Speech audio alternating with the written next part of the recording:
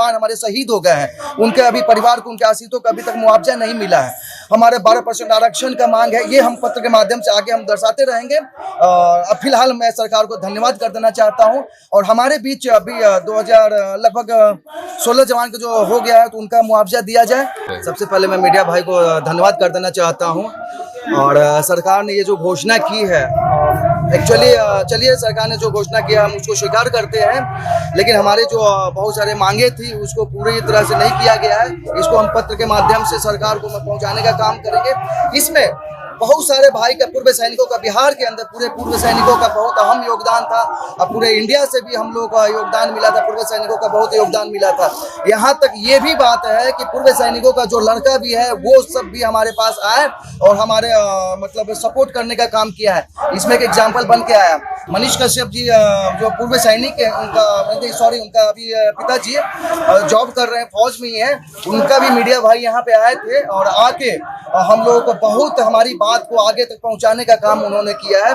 इसलिए हम लोग पूर्व सैनिक चालक संघ की तरफ से तहे दिल से उनको धन्यवाद, मनीष कश्यप जी को तहे दिल से धन्यवाद, ताकि हमारी मांग को हर स्टेज से पहुंचाने का काम किया है। और बहुत सारे मीडिया भाई को भी मैं धन्यवाद देना चाहता हूं ताकि हमारी बात सरकार तक पहुंचाई गई है।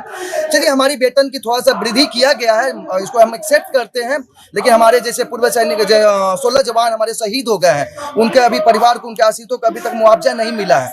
हमारे 12% आरक्षण का मांग है, ये हम पत्र के माध्यम से आगे हम दर्शाते रहेंगे। अब फिलहाल मैं सरकार को धन्यवाद कर देना चाहता हूं। और हमारे बीच अभी 2000 लगभग 16 जवान का जो हो गया है तो उनका मुआवजा दिया जाए।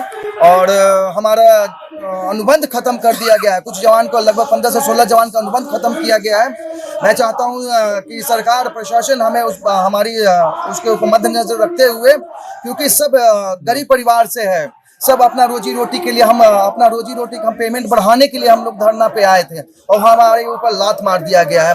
तो मैं सरकार से, प्रशासन से, और प्रशासन को भी मैं धन्यवाद कर देना चाहता हूं कि प्रशासन ने भी हमें सपोर्ट किया है।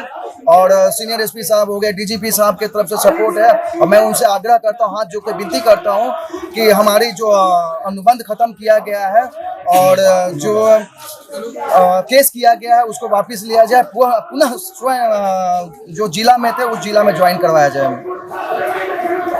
ओके, धन्यवाद। भारत माता के जय, भारत माता के जय, भारत माता के जय। विशेष करके मैं आभार व्यक्त करना चाहूँगा मनीष कश्यप जी का, जिन्होंने हम लोगों का सहयोग किया, और वो भी एक एक सैनिक के पुत्र हैं। तो विशेषकर उनका हमारे प्रति जो लगाव है, इसके लिए बहुत हृदय से आभार व्यक्त करते हैं कि उन्होंने हमारी आवाज़ उठाई। अब आते हैं हमारा जो ये घोषणा हुआ है, तो घोषणा हमारा हुआ है सरकार की तरफ से, ये एक तरह से आधा अधूरा है। हमारी मांग थी कि जो नियोजित संविदा कर्मियों का वेतन बढ़ाया गया, कम से कम उतना वेतनमान हमारा भी किया जाए। लेकिन चलिए, सरकार की क्या मजबूरियां हैं वो हम नहीं कह सकते हैं, लेकिन इतना है कि वेतन वृद्धि करके सरकार ने जो हमारे भाइयों के लिए किया है उसके लिए हम तहे दिल से आभार व्यक्त करते हैं।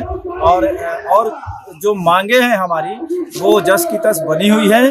और हमें उम्मीद है, अभी सरकार से अभी भी उम्मीद है कि जो हमारा जो और मांग है बाकी, उस पर सरकार विचार करेगी, या अभी इसमें या फिर आने वाले समय में। तो इसलिए हम इसके साथ साथ एक चीज़ और कहना चाहते हैं सरकार से कि इस धरना प्रदर्शन के दौरान हमारे कुछ भाइयों के ऊपर कोतवाली थाना अंतर्गत केस दर्ज किया गया है, जिसमें 66 लोग नामजद हैं और 300 अज्ञात लोगों के ऊपर केस दर्ज किया गया है।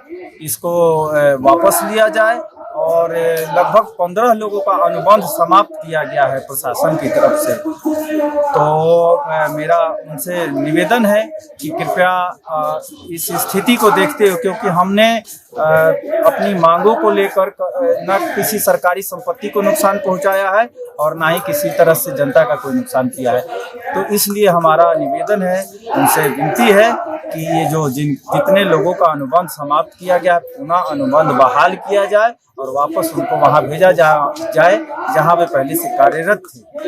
धन्यवाद। भारत माता की जय, भारत माता की जय, भारत माता की जय, वंदे मातरम, वंदे मातरम, वंदे मातरम।